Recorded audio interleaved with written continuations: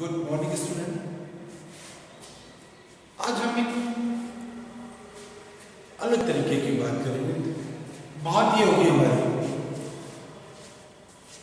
कि जैसे हम 10th पास आउट करते हैं, 10वीं उत्तीर्ण करते हैं, हम अगली क्लास में जाते हैं और अगली क्लास में जाते ही हमारे सामने दो विकल्प होते हैं।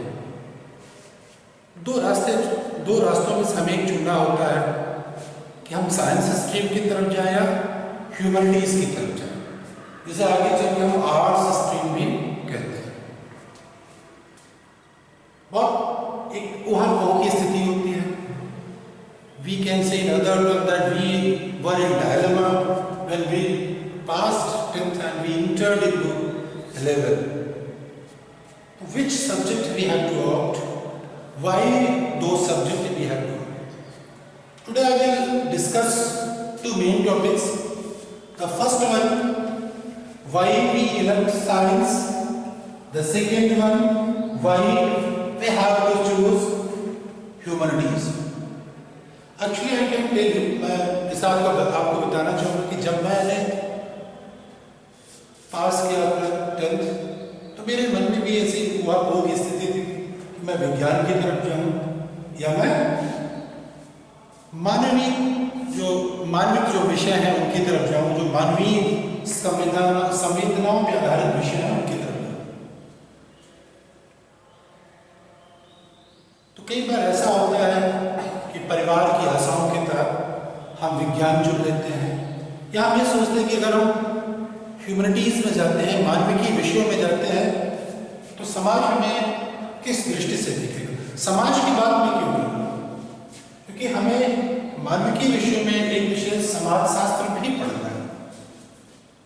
और चाहे हिटलर हो,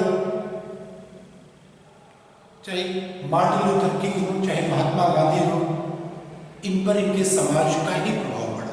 इनका जो व्यक्तित्व आज हम देखते हैं वो इनके समाज ने उस व्यक्तित्व का निर्माण किया। बात करते हैं हम आज मदीबा की। मदीबा बचपन का नाम था नेल्सन मंडेला का, और महात्मा गांधी के एक सेंटेंस सत्य और अहिंसा के लिए उसने 27 साल का जीवन अपने जेल में बिता दिया। तो कितने महान लोग थे, इनका प्रभाव इनके समाज पर क्या पड़ा, समाज ने इनके ऊपर क्या प्रभाव डाला, इसका अध्ययन मानविकी विषयों में करते हैं। मानविकी का जो विषय होता है वो केवल ये नहीं कि समाज का क्या प्रभाव पड़ा या समाज ने किस व्यक्तित्व का निर्माण किया।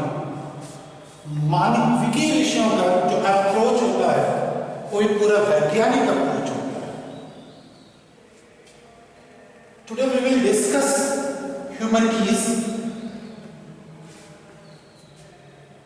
इन humanities I will focus on sociology, Indian polity and psychology. First I will discuss approach to the study. Why we read such subjects? What are the approaches to the study of that subject? There might be 3 or 4 approaches to discuss about any subject, the study of any subject. The first approach is scientific approach. Every subject has a scientific approach in its nature. The second thing is what impact it gives in your life. And the next approach is philosophical approach of the study of that subject. And after that, research methodology. क्या अन्वेषण करते हैं हम, क्या खोज करते हैं। तो बात हमने कही थी विज्ञान की। विज्ञान केवल हमें ये नहीं बताता है कि इसका अप्रोच क्या, बल्कि विज्ञान उसके कारणों तक जाता है और जो यूनिवर्सल होता है वो विज्ञान हमारे सामने लाकर रखता है। यही यूनिवर्सल बात जो है हमारी ह्यूमैनिटीज भी करती है। कई बार हम ये मानकर चलते हैं कि हमें सिविल सेवा में रहना है और सिविल सेवा में जाने के लिए हम चुनते हैं मानविकी विषय। मानविकी विषयों को चुनते समय ये ध्यान रख लोग ऐसा लोगों का सोचता है कि मानविकी विषय थोड़ा सा आसान है। तो आसान वो हर विषय है जिसमें आपको रुचि है। तो मानविकी विषयों के प्रति रुचि आपकी क्यों बढ़ती है? जितने भी मानविकी के विषय हैं ये कोई खास तार्किक रास्ता नहीं अपनाते, ये आपको अपने आप से जोड़ देते हैं। हर मानविकी का विषय आपको अपने से जोड़ लेगा, एक मोहब्बत पैदा करेगा। मानविकी का विषय मोहब्बत किसके प्रति? अपने उस विषय के अध्ययन के प्रति। जब भी हम समाजशास्त्र की बात करते हैं, जब भी हम राजनीति की विज्ञान की बातें करते हैं या मनोविज्ञान की बातें करते हैं, पहला टॉपिक हम लेते हैं sociology. What is sociology? Why we study sociology?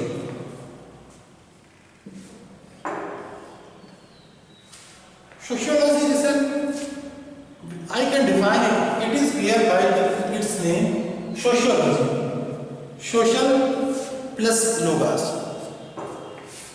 Social means we are talking about society. Logos means study. The subject in which we study about the society. ऐसा विषय, ऐसा विज्ञान जिसमें हम समाज की बात करते हैं, समाज के हर उस तबके की बात करते हैं जिसने उस समाज को निर्मित किया है। बात हमारी आगे आती है कि समाज आया कहां से, क्यों हम समाज का निर्माण करते हैं। जैसे आप सब लोग बैठे हुए हैं तो समाज के विभिन्न स्तरों से आते हैं। अगर हम स्ट्रेटिफिकेशन ऑफ द सोसाइटी की बात करें तो डिफरेंट लेयर, समाज के डिफरेंट लेयर से आते हैं। कोई मजदूर वर्ग से होगा, कोई शैक्षिक वर्ग से होगा, कोई एलीट ग्रुप से होगा, कोई डॉक्टर फैमिली से होगा, कोई इंजीनियर फैमिली से होगा, कोई फार्मर फैमिली से होगा, किसान परिवार से होगा। तो हमने देखा समाज में दो तरह के लोग हमें दिखाई दे। एक तो जो प्रोडक्शन करते हैं और दूसरा जो प्रोडक्शन का मेंबर करता है। तो समाज किससे बना है? समाज इन सब चीजों से, छोटी छोटी चीजों से मिलकर बना है। हम समाज का अध्ययन क्यों करें? कि आपके व्यक्तित्व पर यह समाज प्रभाव डालता है। और समाज का निर्माण कैसे हुआ? हम हर इंडिविजुअल, हर एक व्यक्ति इस समाज की ईंट है, वो आधारभूत ईंट है जो इस समाज के को निर्मित करती है।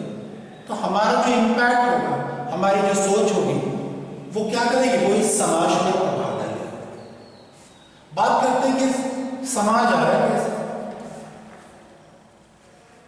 संविधान के प्रथम वीडियो में मैंने आपको बताया था कि समाज की उत्पत्ति कैसे हुई। Again I am going to tell you how society came into existence.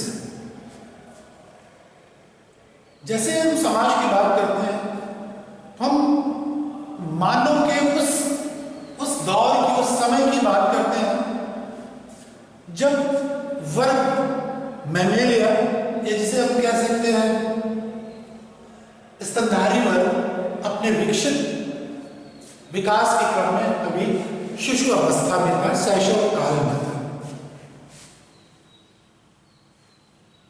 तो मानव एप से विकसित हुआ, होमो इरेक्टस बना, होमो हैबिलिस बना, निएंडरथल्स आए, होमो सैपियंस आए, जो विकास की परंपरा थी, मानव के विकास की परंपरा, अगर हम बात करें जिसका अध्ययन एंथ्रोपोलॉजी में करेंगे, मानव विज्ञान में करेंगे, कि एप से होमो इरेक्टस आता है, होमो इरेक्टस से होमो हैबिलिस आता है, निएंडरथल्स आते हैं, और निएंडरथल्स के बाद होमो सैपियंस आते हैं, और जो भविष्य होगा मानव का, ये होमो सैपियंस सैपियंस होगा। तो विकास के इस क्रम में मानव को सबसे पहले एक आश्रय चाहिए, और विकास किसी लिमिटेड या किसी एक क्षेत्र में, पृथ्वी के हर भाग पर विकास शुरू हो चुका था। अगर हम भारत में बात करते हैं, जहां भी रामापिथेकस, शिवापिथेकस के बाद होमो इरेक्टस आता है, इसी तरह अफ्रीका में, इसी तरह यूरोप में होमो हैबिलिस से आता है। तो मानो जैसे ही विकसित परंपरा में थोड़ा सा आगे बढ़ता है, जिसको हम कहते हैं मानव की प्राकृतिक अवस्था या आदिम अवस्था, प्राकृतिक अवस्था या आदिम अवस्था में मानव एक आश्रय स्थल खोजता है और उसमें आश्रय लेता है। लेकिन जैसे हम राजनीति विज्ञान में मानव के बारे में परिभाषा पढ़ेंगे, मानव जन्मजात एक राजनीतिक प्राणी होता है, और डार्विन की एक थ्योरी हमने विज्ञान में पढ़ी थी, और डार्विन की उस थ्योरी का नाम था सर्वाइवल ऑफ द फिटेस्ट। हमने कहा शुरू में ह्यूमैनिटीज स्टडी अप्रोच में वाई ह्यूमैनिटीज, और ह्यूमैनिटीज का ये केवल मतलब नहीं कि we study only about humans, we study about the scientifical approach of that particular subject. तो if we are talking about the primitive stage of the humans, that is natural stage, when human was in natural stage. Darwin's theory, Darwinism, New Darwinism, survival of the fittest, प्रकृति उसी का वर्ण करती है जो प्रकृति के अनुसार अपने आप को ढाल ले। और इस क्रम में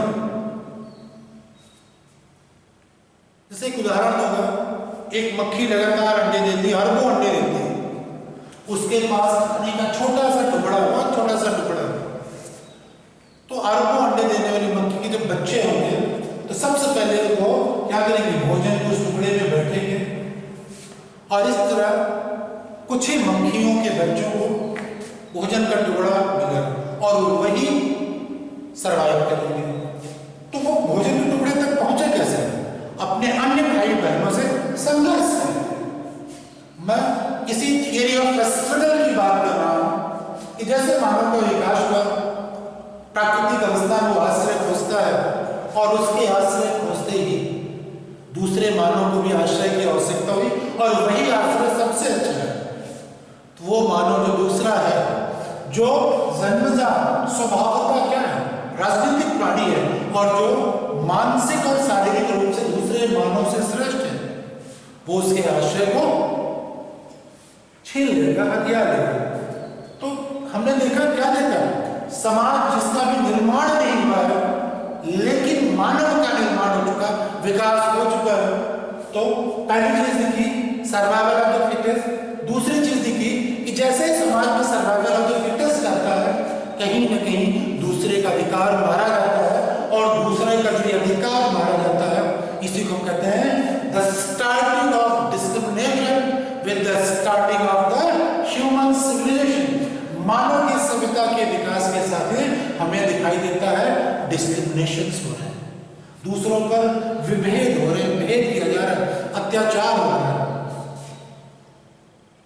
तो यही मानव जो जिसके साथ ये विभेद हुआ, ये डिस्क्रिमिनेशन हुआ, और हम बात दूसरे शब्दों में मानव को आश्रय मिल रहा है।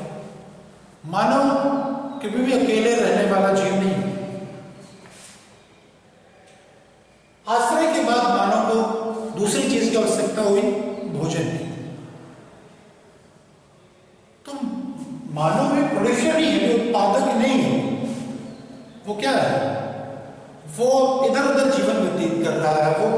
वैगाबॉन्ड जीवन जी रहा है। तो जैसे उसे भोजन की आवश्यकता होती है, वो आगे बढ़ता है, वो प्रस्तर के औजार हो जाता है, होमो सैपियंस है। और जैसे वो प्रस्तर का पत्थर के औजार बनाता है, वो शिकार करता है। हमें पता है कि मानव क्या है, सर्वाहारी शिकार करता है। अभी उसे अन्न उपजाना नहीं पता है, वो अपनी आदिम अवस्था में है, उसे आग का प्रयोग नहीं पता है, उसे किसी चीज का पता नहीं। उसके पास पहली चीज आ चुकी है, हम बात करते हैं शेल्टर की। शेल्टर उसे मिल चुका है, शेल्टर मिलते उसे जरूरत हुई, उसको भूख लगी, वो शिकार किया, वो उसने औजार बनाया, वो शिकार में निकला, उसने शिकार किया। उसके शिकार करते, क्योंकि वो बौद्धिक रूप से तीव्र व्यक्ति था, उसे दूसरा व्यक्ति दिखाई देता है कि शारीरिक रूप से मजबूत, भूख उसे नहीं थी, उसने ऐसे मानो जिसने शिकार किया था, उससे उसका शिकार छीन। पहले हमने देखा सेंटर के लिए डिस्क्रिप्शंस, अब हम देखते हैं जनसंख्या बढ़ रही है, और जनसंख्या बढ़ने के पश्चात एक स्ट्रगल होता है, क्लास स्ट्रगल होता है, वर्ग संघर्ष होता है। और उस क्लास स्ट्रगल में जो शारीरिक रूप से मजबूत था, उसने क्या किया, बौद्धिक रूप से मजबूत व्यक्ति को थोड़ा सा पीछे कर दिया, उसने उससे उसका शिकार छीन लिया। तीसरी जो प्रमुख बात उभर कर सामने आती है, वो थी मानव को एक साथ की आवश्यकता। और मानव क्या, हर जीवित प्राणी का ये नियम है, उसे एक साथ की आवश्यकता होती है। साथ की आवश्यकता की हम बात कर रहे हैं कि वो अपने वंश को आगे बढ़ा सके। वंश को आगे बढ़ाने के लिए उसे अपोजिट जेंडर के व्यक्ति की तलाश होती है कि मानव ने एक साथ। बात हम कर रहे हैं क्लास स्ट्रगल की। क्लास स्ट्रगल की हम जब भी बात करते हैं, क्लास स्ट्रगल की बात क्यों कर रहे हैं, क्योंकि हमें पढ़ना क्या है, सोशोलॉजी, और सोशोलॉजी में अध्ययन करते हैं सोसाइटी का, और उस सोसाइटी के लिए वो सोसाइटी कैसे अस्तित्व में आई, उसके अस्तित्व में आने के लिए हमें तीन बातें, पहला शेल्टर, दूसरा उसको हंगर महसूस हुई, अब तीसरी बात उसको साथी। और इन सब के लिए उसे क्लास स्ट्रगल करना पड़ेगा, और स्ट्रगल होगा तो किसी का अधिकार मारा जाएगा। वहां हम बात करेंगे कि वहां डिस्क्रिमिनेशन हो रहे हैं। तो मानव ने जैसे साथी की तलाश पूरी की, दूसरा व्यक्ति जो बौद्धिक और शारीरिक रूप से उससे श्रेष्ठ है, उसने उसके साथी को छीन लिया, क्योंकि उस व्यक्ति को भी साथी की तलाश है। हम देखते हैं फिर एक बार डिस्क्रिमिनेशन होता है। तो मानव सभ्यता की शुरुआत से जहां उसको अधिकार मिले, वहीं उसके अधिकारों का हनन भी होता है, उसके साथ भेदभाव भी होता है। इस प्रकार हम देखते हैं कि अभी समाज हमारा निर्मित नहीं हुआ है। अभी ये तो हम ये अध्ययन कर रहे हैं कि समाज में समाज की आवश्यकता क्यों पड़ी, लोगों को साथ रहने की आवश्यकता क्यों पड़ी, ओरिजिन ऑफ द स्टेट की हम बात कर रहे हैं, क्योंकि जब इस ओरिजिन ऑफ द स्टेट होगा तभी ये समाज आएगा, और हम समाज का जो विज्ञान है,